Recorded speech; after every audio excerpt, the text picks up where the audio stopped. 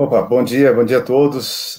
Obrigado, Sérgio, aí, pela apresentação. Obrigado aí a a toda a equipe que possibilita essa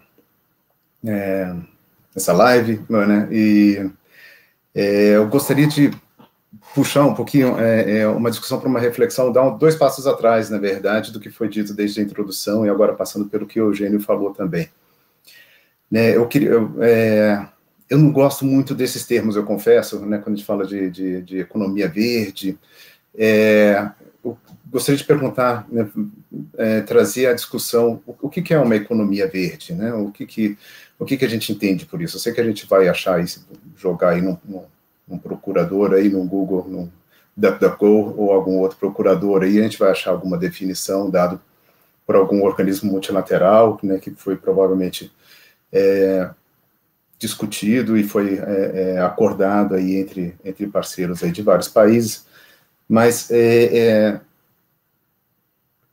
o que é economia e o que é a natureza? Eu quero trazer de volta eu achei bastante curioso quando eu ouvi um pensador de origem indígena, né, o Ailton Krenak, falando que ele ficou um pouco, para ele é um pouquinho difícil de pensar na definição de natureza, né, natureza, a gente falar de meio ambiente, o que isso quer dizer, né, porque para ele a ideia de alguma coisa ser diferente de natureza é muito complicado.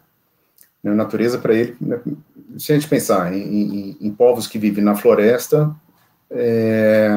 o que é diferente de natureza? Né? Se natureza é tudo, né, o conceito de natureza, o conceito de meio ambiente, ele só pode acontecer numa sociedade que já pensa em transformar aquilo tudo que ele está vendo. Né? Então, na verdade, o próprio fato de nós termos uma palavra para explicar isso, já denuncia, né, que a gente é uma sociedade muito transformadora, quer dizer, a gente está trabalhando praticamente para extrair em outro planeta, né, o planeta que vai existir amanhã, se continuarmos agindo da forma que vivemos agindo, vai ser outro, né, estaremos em outro planeta.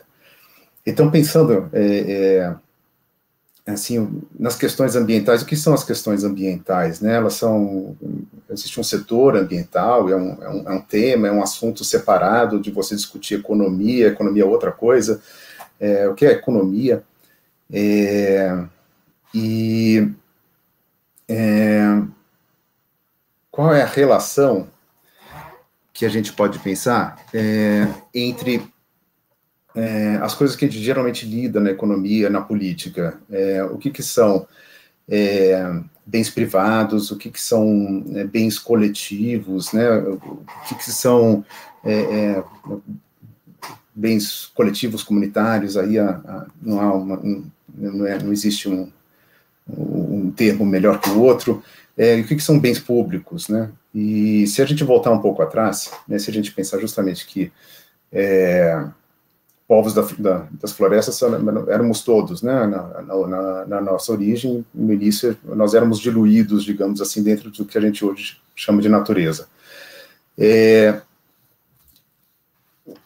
A partir do momento que a gente começa, né, na verdade, o que eu estou falando é muito teórico, né? Não estou dizendo que foi exatamente assim que aconteceu, mas a partir do momento que você olha, você começa a atividade de pastoreio, por exemplo, e você tem uma área que é muito propícia, né? Você tem um pasto em que várias pessoas podem utilizar aquele pasto, as comunidades mais tribais, digamos assim, elas já se organizavam para que aquele pasto fosse usado de maneira mais ou menos racional, né? Que uma pessoa não atrapalhasse a atividade do outro ali, com as suas ovelhas ou, né, com qualquer outra coisa, e as regras vão se construindo nessa sociedade, vamos dizer assim, mais simples, né, com menos indivíduos trabalhando, simples no sentido de que os problemas são menos complexos por haverem menos vetores que precisam ser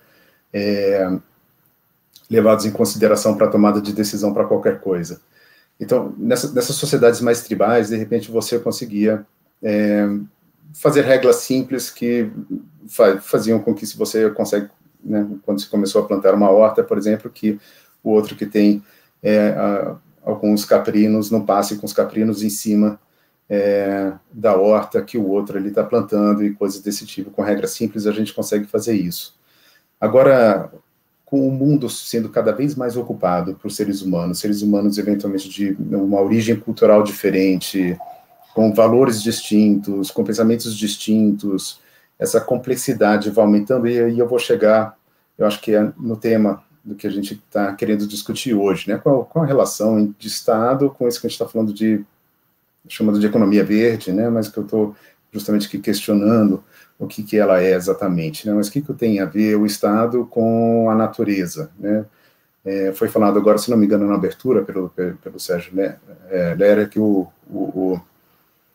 essa ideia de cuidar do meio ambiente, essa coisa era uma coisa de hippies e coisas desse tipo, né?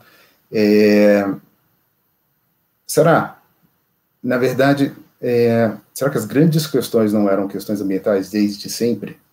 Né? A questão de a gente estabelecer a propriedade privada, a propriedade privada do quê? Né? Quando a gente está falando de economia, será que a gente não está tratando sempre de alguma forma de uma apropriação de recursos da natureza? Então, será que questões ambientais não são a base, na verdade, para tudo que a gente discute na economia? É claro que depois a gente começa a falar de transformação, fica pensando em produtos tecnológicos, propriedade intelectual, coisas que vão ficando cada vez mais complexas e aparentemente dissociadas do que é a natureza, mas apenas aparentemente. Né? Se a gente pensar na origem de todos os tipos de produtos e de bens, a gente vai ver que tem uma origem em algum lugar na natureza. E a gente criou regras para essa apropriação, não estou dizendo que elas sejam justas, eu não estou dizendo que a apropriação se dá de maneira justa, não quero aqui defender nada desse tipo, mas a necessidade de como os bens provenientes da natureza serem apropriados, a necessidade de haver uma regra de como isso acontece, né? O que é a propriedade privada, né? No caso, o que é uma coisa pública, né? A coisa pública, ela acontece no momento, como eu havia dito, dessas diferentes sociedades que vão se fusionando por uma necessidade de convivência, porque o mundo está cada vez mais ocupado e a população não deixa, né? A taxa de crescimento da população vem caindo, mas a população nunca deixou de estar crescendo, né? A gente tem algumas oscilações, mas a tendência é sempre crescente da população. Então, o mundo está cada vez mais cheio. A gente nunca teve tanta gente no mundo como hoje, e a forma que o mundo está organizado, a gente pode olhar no mapa mundi, a gente tem fronteiras de estados sociais, de estados nacionais em todos os lugares, né? E aí a gente tem toda a discussão, né, com os teóricos lá do contrato social, né, como se deu essa organização, né, é todo um tema à parte para a gente discutir, mas não há dúvida nenhuma de que a existência do Estado foi uma necessidade de você conseguir discutir todos os conflitos, inclusive o direito, né, ele surgiu e foi se tornando cada vez mais complexo, e todas as teorias do direito foram se tornando mais complexas, porque era necessário, né, no mundo com tantos vetores diferentes, interesses distintos de tanta gente, a gente botar regras em como que a natureza, né, ia ser dividida, né, quais eram as regras de uso da natureza. Né, quem é que tem direito de botar um gado para pastar num pasto determinado? Né, esse pasto é de uso comum de um grupo? Quais são as regras que esse grupo adotou? Esse pasto passa a ser privado? Agora alguém paga alguma coisa, né, por escambo, ou seja, por moeda mais tarde, para ter o direito exclusivo de uso daquele espaço, né? Tudo isso a gente está falando de natureza, né? A gente está falando do direito de poder transformar a natureza, de derrubar as árvores para fazer um pasto, né, de você alterar a natureza para você aproveitar rochas, e tudo isso são questões que são todas, sempre, em qualquer estado, reguladas, né? E aí a gente entra nessa discussão também de que estado que nós queremos, né? Qual é o estado do futuro? Quais são os problemas que nós vamos enfrentar nesse futuro próximo? Se eu não me engano, foi até o Eugênio Pantoja agora que mencionou a questão das mudanças climáticas, né? dentro desses espaços que se diz erroneamente que são de uso comum, né, o espaço de uso comum geralmente pressupõe que existe uma sociedade específica, ela pode criar suas regras para o uso comum, mas aquele uso que não é regulado de forma alguma, aqueles espaços, né, tem um paper de 68, de uma pessoa bastante controversa, inclusive, o Garrett Hardin, que escreveu sobre a tragédia dos comuns, né? Ele também usou esse termo erroneamente aí, de bens comuns. Mas o que ele dizia é que cada um tende a otimizar o seu próprio ganho, né? Por quê? Porque se eu vou botar num pasto que é delimitado mais uma cabeça de gado e mais uma cabeça de gado, vamos dizer assim, o meu lucro privado é mais um. Mas em algum momento a gente vai ter um sobrepastoreio daquela área, né, os nutrientes daquele pasto vão se exaurir, o pasto não vai mais produzir tão bem, todos vão ter um prejuízo. Tá, o prejuízo ele é compartilhado por todos os usuários, né? Então, se são 6 criadores de gado ali, ele vai dividir isso aí por 6, enquanto ele está lucrando 1.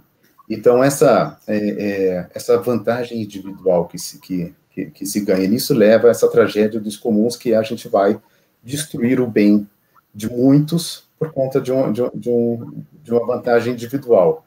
E isso né, existem aí teorias de jogos e tudo mais que tratam desse problema, e existem soluções geralmente complexas que lidam com isso, né? Você achou soluções complexas para tratar aí da questão fundiária e coisas desse tipo, mas você não achou ainda uma maneira de você tratar o espaço comum do ar, por exemplo, né?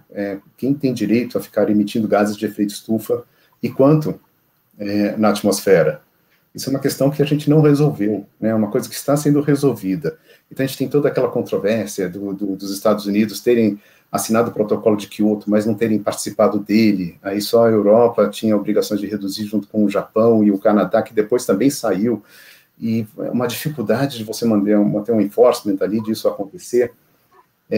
Isso são desafios atualíssimos, né? A gente teve os Estados Unidos que saiu agora do Acordo de Paris, que era um acordo que levaria em conta, então, que todo mundo, porque os Estados Unidos se negava a envidar esforços, se, por exemplo, um país em desenvolvimento, que antes, né, graças a diplomatas, principalmente brasileiros,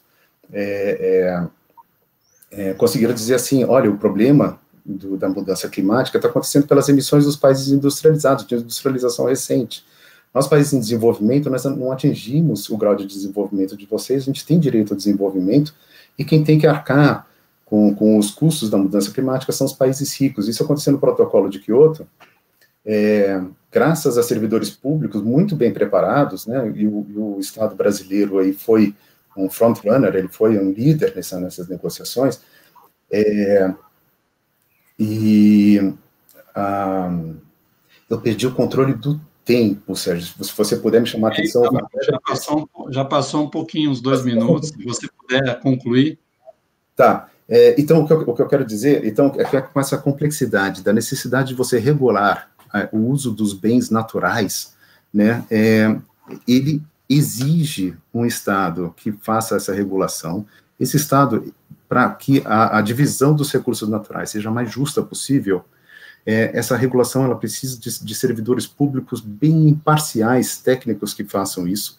Existe, obviamente, não é uma tecnocracia, né, existe a democracia que faz com que as eleições, a escolha de toda a sociedade diga as direções para onde nós vamos, mas a gente precisa de técnicos capazes de não se corromperem, e que consigam, com uma qualidade técnica muito grande, vencer esses problemas técnicos dificílimos, e aí que a gente entra nessa questão muito atual, né, qual a importância de um fiscal do IBAMA, ou das SEMAS nos estados, qual a importância do trabalho, né, mencionei aqui, dos nossos negociadores para tratar da questão climática, qual é a importância do fiscal agropecuário, né, na questão que a gente percebe cada vez mais que a gente polui o nosso solo, que a gente exaure o nosso solo, e a gente precisa de boas práticas no campo, né, qual é a função da estabilidade do servidor público, né, frente às oscilações políticas que ocorrem e que muitas vezes nós nos arrependemos, inclusive, das nossas escolhas políticas, né? Qual a importância de você ter um Estado mais resiliente a essas oscilações? Então, eram essas provocações que eu queria fazer. Obrigado. Peço desculpas aí ter passado um pouquinho o tempo.